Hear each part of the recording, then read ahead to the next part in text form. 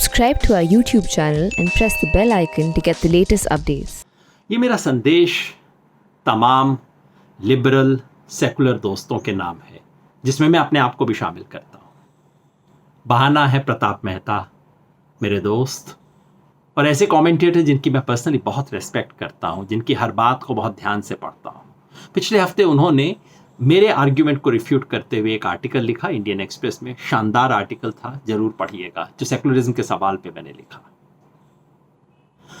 मैं अपने तमाम दोस्तों से 3 सवाल पूछना चाहता हूं, और वो 3 बड़े सवाल हैं आज देश में सेकुलरिज्म के।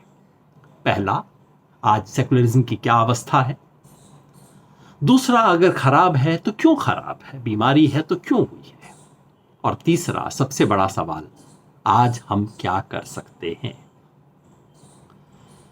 पहले सवाल के जवाब में मैं ईमानदारी से कहता हूं कि जिस सेकुलरिज्म को हम जानते थे, आप यूं समझ लीजिए उसकी मौत हो गई है। शेखर गुप्ता, प्रिंट के एडिटर, एग्री नहीं करते।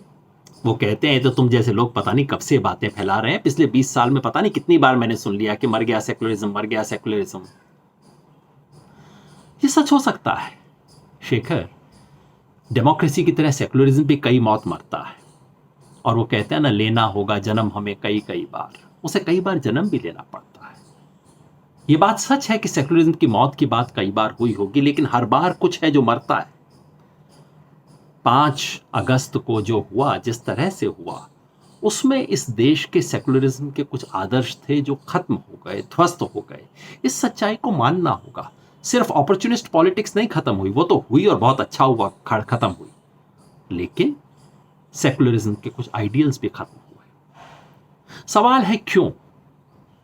प्रताप कहते हैं, जब मैंने कहा कि सेकुलरिज्म के खत्म होने में खुद सेकुलर लोगों का भी दोष है, प्रताप कहते हैं कि नहीं, ऐसा नहीं है, तुम बात को बहुत बढ़ा चढ़ा के देख रहे हो, और असली सवाल इसका है ही नहीं, क्योंकि ये जो सारा खेल है ये एक राजनीतिक खेल है, इसका धर्म से कोई लेना देना नहीं है।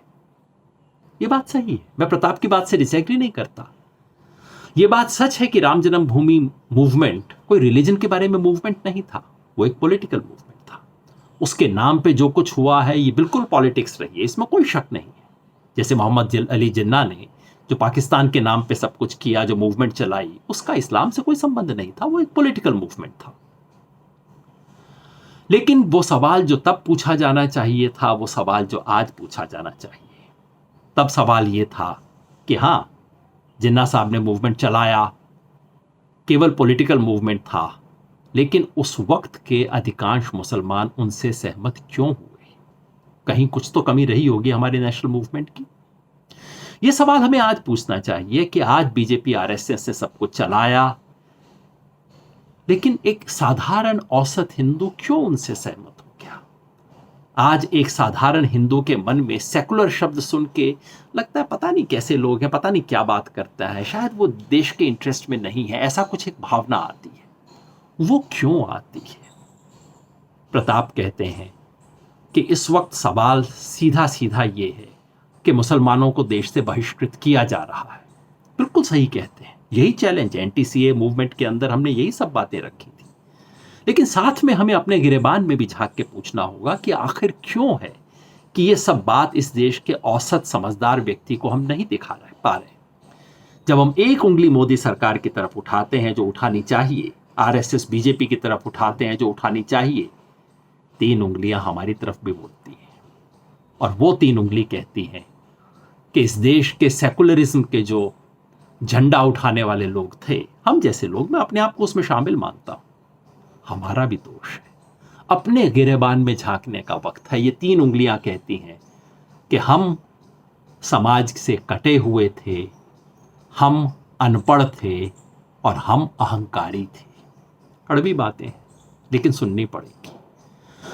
हम समाज की धर्म से कटे थे, हम समाज की भाषा से कटे थे, हम समाज के संस्कार से कटे हुए थे, और अंततः ये कारण है जिसकी वजह से तमाम सही बात जो प्रताप मेहता कहते हैं, मेरे लिबरल दोस्त कहते हैं, बातें बिल्कुल सही कहते हैं, लेकिन वो बात इस देश के औसत व्यक्ति के कान तक नहीं पहुंचती।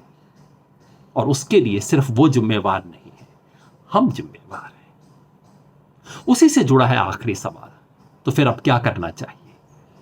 प्रताप कहते हैं, सही कहते हैं, कि आज इस देश में एक नए आज़ादी के आंदोलन की ज़रूरत है। इस देश के कॉन्स्टिट्यूशनल वैल्यूज़ को बचाने के लिए मैं एकदम सहमत हूँ।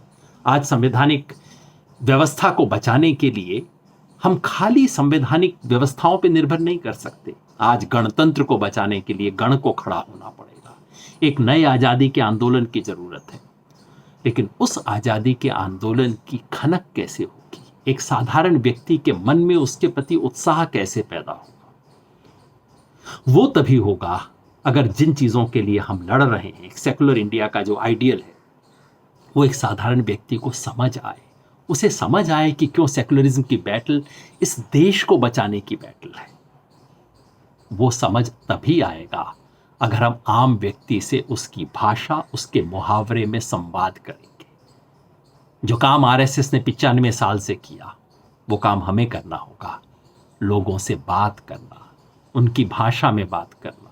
वो अगर हम पे हंसेंगे तो सर झुका के उनकी बात को सुनना, उन्हें समझाना। उसके लिए हमें मुहावरा सीखना पड़ेगा, धर्म की भाषा सीखनी पड़ेगी, परंपरा से रिश्ता बनाना पड़ेगा।